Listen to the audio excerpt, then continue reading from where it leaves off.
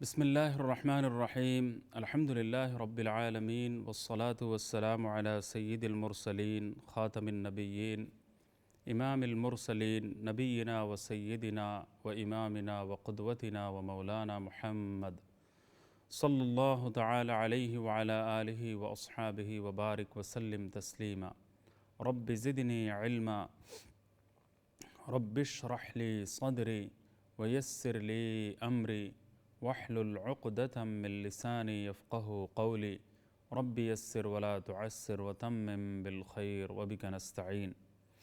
قال النبي صلى الله عليه وسلم كل أمر ذي بال لم يبدأ باسم الله فهو أقطع، أو كما قال النبي صلى الله عليه وسلم. محترم ناظرین، السلام علیکم ورحمۃ اللہ وبرکاتہ۔ پروگرام آپ کے مسائل میں محمد عبد المنتقم آپ کو دل کی گہرائیوں سے خوش آمدید کہتا ہوں، اور اللہ تعالیٰ کی بارگاہ میں دعا گو ہوں کہ اللہ تعالیٰ محض اپنے فضل و کرم سے اس پروگرام کو شرف قبول عطا فرمائے۔ اللہ تعالیٰ ہماری نالائقیوں، ہماری کمزوریوں، ہماری کوتاہیوں سے درگزر فرمائے۔ اللہ تعالیٰ آپ سب کو اس پروگرام کا حصہ بننے کی توفیق عطا فرمائے۔ ان پروگراموں میں ایک بہت بڑا مشن ہے۔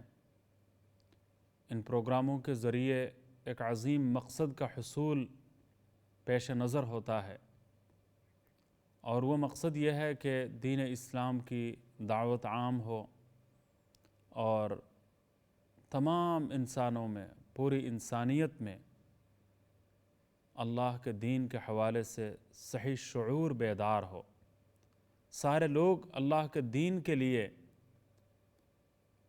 دین کو مقصد زندگی بنا لیں، دین کے مطابق زندگی گزارنے والے سارے لوگ بن جائیں، اور علم دین کے حصول کا ایک ولولہ تازہ سبھی لوگوں میں پیدا ہو، شوق و ذوق پیدا ہو، دینی علمی شغف پیدا ہو، عمل کا ایک بےتابانہ جذبہ ہر ایک کے اندر پایا جائے۔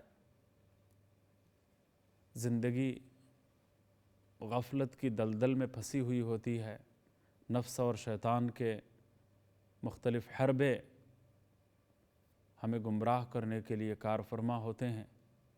ان حربوں سے اپنے آپ کو بچانے کے لیے اور دین پر عمل پیرا ہونے کے لیے یہ پروگرامز رکھے جاتے ہیں کہ دین کا چرچا ہو، علم دین کا چرچا ہو، علمی شغف ہو، اور تمام لوگوں میں ایک چسکا لگ جائے، ایک شوق و ذوق ہر ایک کے دل میں پیدا ہو جائے کہ نہیں، مجھے علم دین میں ہر وقت مسلسل ترقی کرتے رہنا ہے۔ عربی میں ایک مقولہ ہے، من کان لہ یومان سواء فہو مضمون، یہ فہو مغبون فرمایا گیا کہ جس کے 2 دن برابر ہو گئے وہ گھاٹے میں ہیں، نقصان میں ہیں۔ کیا مطلب؟ کہ دینی لحاظ سے کل کے مقابلے میں آج اگر کوئی ترقی نہیں ہوئی تو اس کا مطلب یہ ہے کہ ہم گھاٹے میں ہیں۔ گھاٹے کا سودا ہم نے کیا ہے۔ تجارت میں بھی یہی بات ہے، کل اور آج میں اگر کوئی فرق نہیں ہے، برابر ہے، اور کوئی آگے بڑھنے کی نوبت نہیں آئی، تو پھر جہاں تھے وہیں کھڑے ہیں، تو اس کا مطلب یہ ہے کہ ہم گھاٹے میں ہیں، نقصان میں ہیں۔ من کان لہ یومان سواء فہو مغبون۔ یہ بات دینی معاملات میں، عمل کے اعتبار سے، علم کے اعتبار سے ہم میں سے ہر ایک کو سوچنا چاہیے کہ کل اور آج کے مقابلے میں، کل کے مقابلے میں آج کوئی ترقی مجھے ہوئی ہے یا نہیں ہوئی ہے؟ نہیں ہوئی ہے تو میں گھاٹے میں ہوں، میں نقصان میں ہوں، میرا لاس ہو گیا ہے۔ افسوس کی بات تو یہ ہے کہ دنیاوی اعتبار سے، تجارت اور کاروبار کے میدان میں یہ اصول تو ہمیں بہت یاد رہتا ہے، لیکن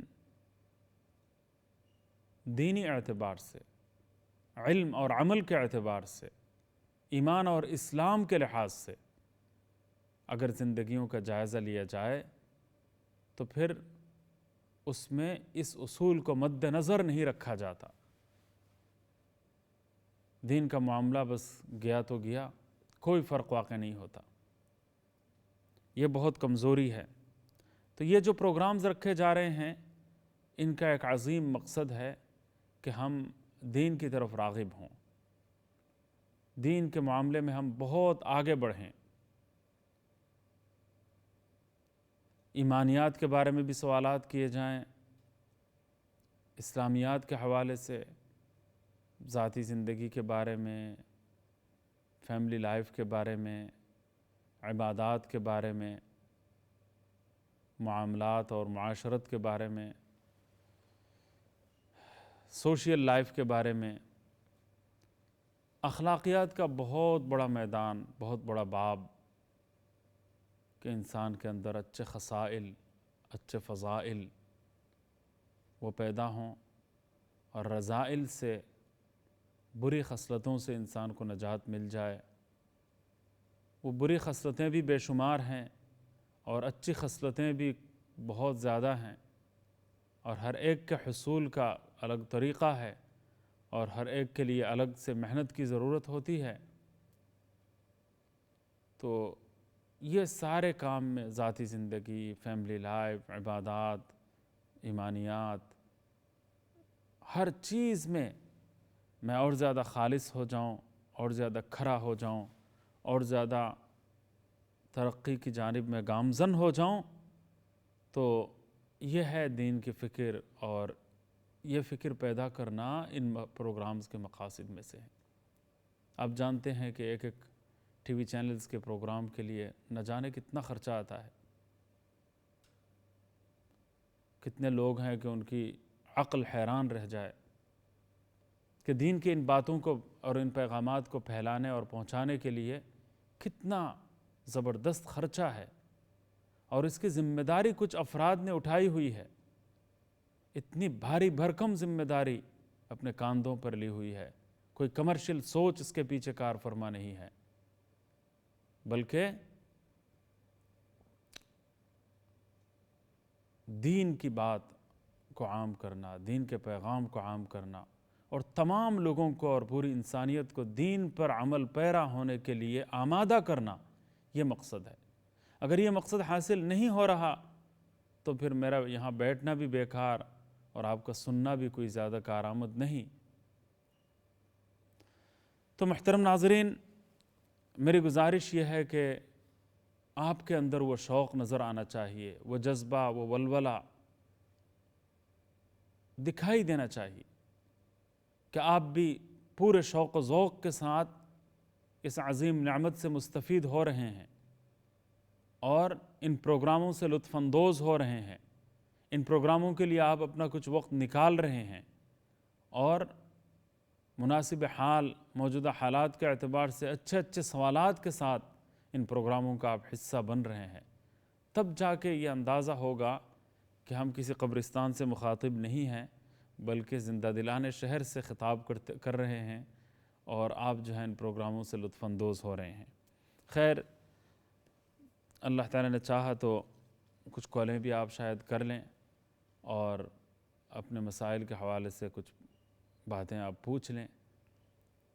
جو اہم مسائل ہیں ان کے بارے میں علم حاصل کرتے رہنا چاہیے، معلومات میں اضافہ کرتے رہنا چاہیے، اور ہر ایک کی زندگی میں دین کے بارے میں جاننے والی بے شمار باتیں ہوں گی، ان باتوں سے واقف ہونا اور ان باتوں کا علم حاصل کرنا، یہ ہمارا بہت بڑا فریضہ ہے۔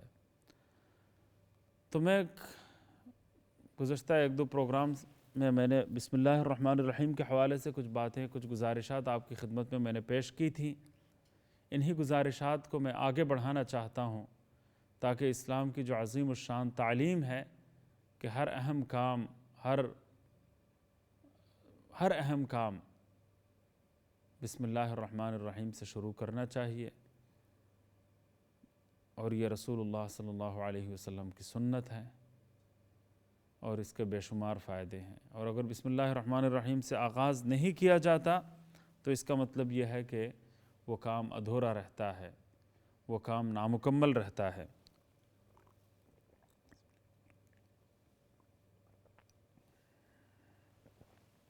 وہ کام ادھورا رہتا ہے، نامکمل رہتا ہے۔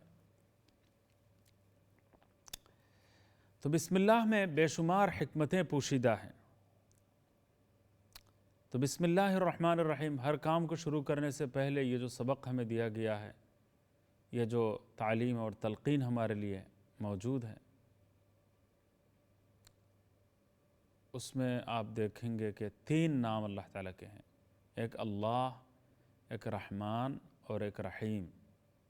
اللہ، رحمان، رحیم، بسم اللہ الرحمن الرحیم۔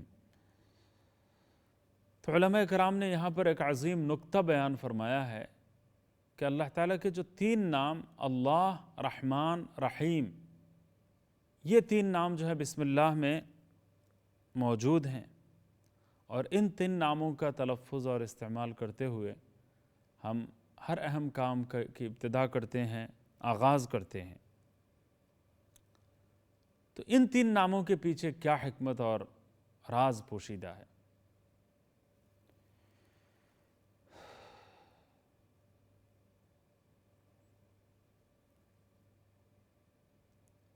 تو خوب سمجھ لیجئے، علماء کرام نے جو نکتہ بیان فرمایا وہ یہ ہے کہ انسان کے اوپر 3 قسم کے ادوار گزرتے ہیں، 3 قسم کے زمانے اس کے اوپر گزرتے ہیں۔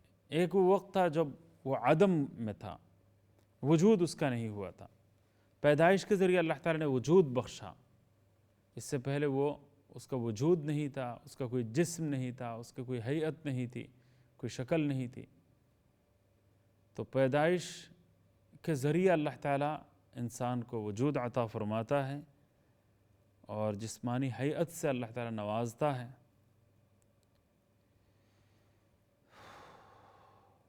تو وہ عدم سے اس کو وجود ملا، ایک وہ زمانہ گزرا ہے کہ وہ نہیں تھا، اللہ تعالیٰ نے اسے پیدا کیا اور اسے وجود عطا کیا، یہ پہلی حالت ہے۔ اور دوسری حالت یہ ہے کہ دنیا میں آنے کے بعد مرنے تک، انتقال تک دنیا میں وہ انسان رہے گا۔ اس کو ہم دنیاوی زندگی سے تعبیر کرتے ہیں، دنیاوی زندگی سے تعبیر کرتے ہیں۔ اور تیسری حالت کیا ہے کہ مرنے کے بعد ایک زندگی آنے والی ہے، نئی زندگی انسان کو ملتی ہے، اور اس میں اپنے کیے ہوئے کاموں کا بدلہ دیا جائے گا۔ اللہ اکبر۔ نیک اعمال پر انسان کو ثواب دیا جاتا ہے اور برے اعمال پر اس کو عذاب دیا جاتا ہے۔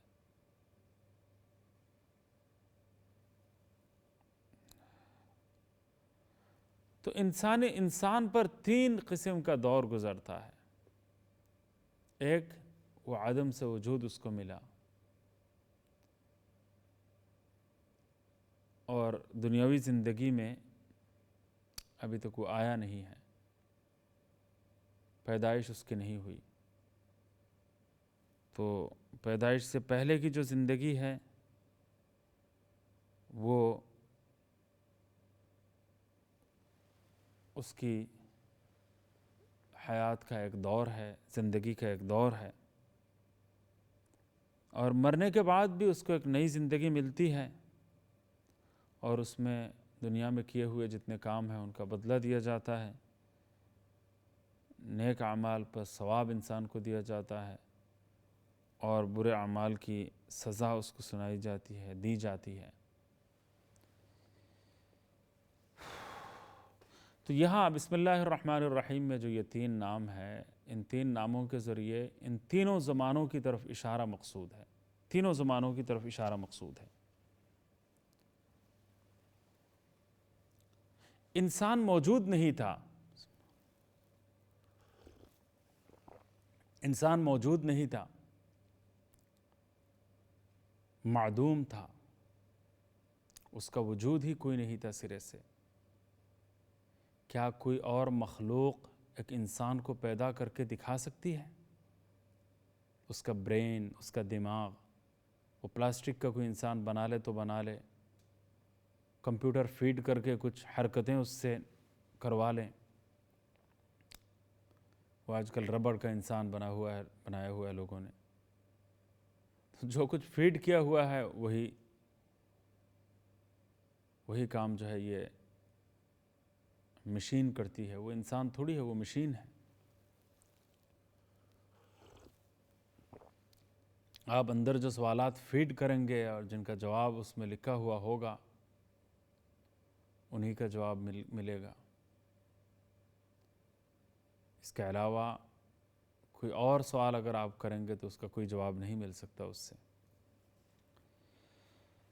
تو حقیقت یہ ہے کہ انسان معدوم تھا، بعد میں اللہ تعالیٰ نے وجود بخشا۔ یہ جو عدم سے وجود میں لانا، یہ انسان کا پہلا دور تھا۔ معدوم تھا، روح کی حالت میں تھا یا اس سے پہلے تھا، اللہ کے علم کے مطابق اس کی ایک روح تھی، اور پھر اس کے بعد اللہ تعالیٰ نے عالم ارواح میں ارواح بنائی، روحیں بنائی، اور اس زمانے کو ہم عدم کا زمانہ ہم کہتے ہیں۔ تو یہ جو عدم سے وجود بخشا، تو یہ میری پیدائش سے پہلے کی زندگی ہے، ظاہری جسمانی پیدائش سے پہلے کی زندگی ہے، جس میں خود میں موجود تھا، روح کی صورت میں میں موجود تھا۔ تو اس زندگی کی طرف، اس زندگی سے، اس عدم سے وجود کو بخشنا، یہ کس کا کام ہو سکتا ہے؟ یہ کام کوئی مخلوق کر سکتی ہے؟ ہرگز نہیں۔ یہ صرف اور صرف اللہ جل شانہ کی ذات ہی یہ کام کر سکتی ہے، اللہ تعالیٰ ہی یہ کام کر سکتا ہے۔ تو بسم اللہ الرحمن الرحیم میں لفظ اللہ کے ذریعے یہاں پر ماضی کی نعمتوں کا تذکرہ کر دیا گیا ہے، اور انسان جب موجود نہیں تھا اور عدم سے اللہ تعالیٰ نے وجود بخشا،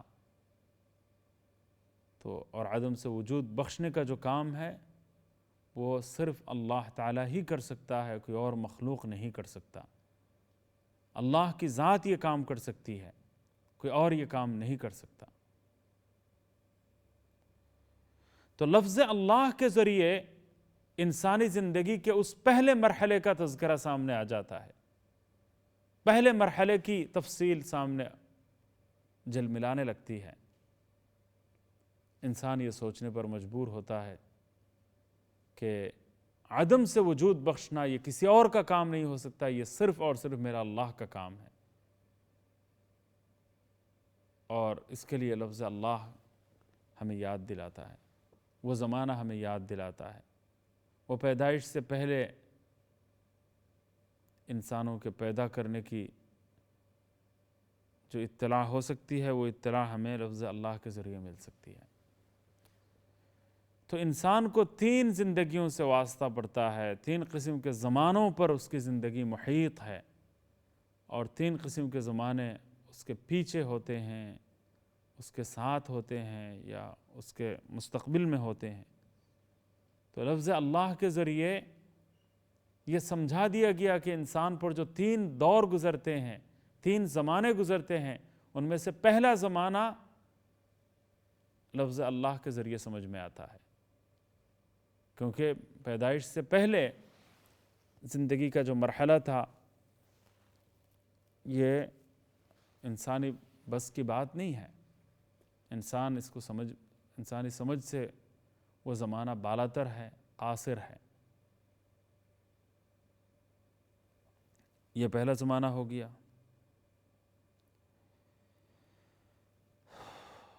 اس کے بعد دوسرا مرحلہ اور دوسری حالت اس کی دنیاوی زندگی ہے۔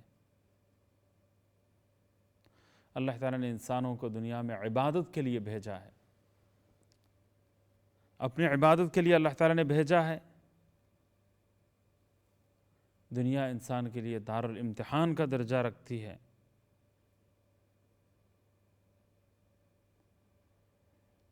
تو یہاں یہ بات ذہن میں رکھیے، انسان کے دو دشمن ہوتے ہیں، ایک اس کا نفس اس کا دشمن ہے، اور ایک شیطان اس کا دشمن ہے۔ تو نفس اور شیطان دونوں انسانوں کے لیے دشمن ہیں۔ یہ دونوں انسان کے لیے بہت بڑی آزمائش ہے، بہت بڑی آزمائش ہے۔ انسان ایسے موقع پر اللہ تعالیٰ کی رحمت کا محتاج ہوتا ہے، عمومی رحمت کا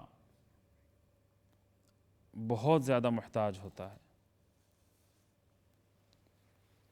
تو نفس کا دھوکہ ایک طرف، شیطان کا دھوکہ ایک طرف، نفس کی سازش ایک طرف، شیطان کی سازش ایک طرف۔ تو نفس اور شیطان کے دھوکوں سے، سازشوں سے اپنے آپ کو بچا کر اللہ کے رضا کے مطابق زندگی گزارنے کا کام انسان جو ہے اسلام کے بغیر کر ہی نہیں سکتا۔ تو اپنی جو حیات دنیاوی ہے، دنیاوی جو حیات ہے، اس کو بہتر بنانے کے لیے ضرورت اس بات کی ہے کہ انسان کو اللہ کی رحمت چاہیے، ضرورت اس کو اللہ کی رحمت کی ہے، اور بے پناہ اور بے پایہ رحمت کی ضرورت ہے۔ تو یہ جو دنیاوی زندگی ہے، اس میں نفس کا دھوکہ ہے، شیطان کا دھوکہ ہے، اس سے اپنے آپ کو بچا کر دین کے مطابق اس زندگی کو گزارنا یہ اللہ کی رحمت کے بغیر ممکن نہیں ہے۔ تو اس لیے لفظ استعمال کیا گیا ہے رحمان۔ تو لفظ رحمان کے ذریعے یہ دوسری زندگی کا علم ہو جاتا ہے انسان کو۔ لفظ اللہ کے ذریعے پچھلی زندگی کا علم ہوتا ہے، لفظ رحمان کے ذریعے موجودہ دنیاوی زندگی کا علم انسان کو ہو جاتا ہے کہ یہ ذات تو وہی ہے جو رحمان ہے۔ اللہ اکبر۔ تو دوسری زندگی کی طرف اشارہ لفظ رحمان کے ذریعے پایا جاتا ہے، اور تیسری زندگی کا اندازہ انسان کو رحیم کے لفظ سے ہوتا ہے۔ وہ آخرت کی زندگی ہوتی ہے، مرنے کے بعد کی زندگی ہوتی ہے۔ وہ کیسے، اس پر باتیں ہوں گے، لیکن ایک وقفے کے بعد، وقفے میں چلتے ہیں، ہمارے ساتھ رہیے۔ السلام علیکم ورحمۃ اللہ۔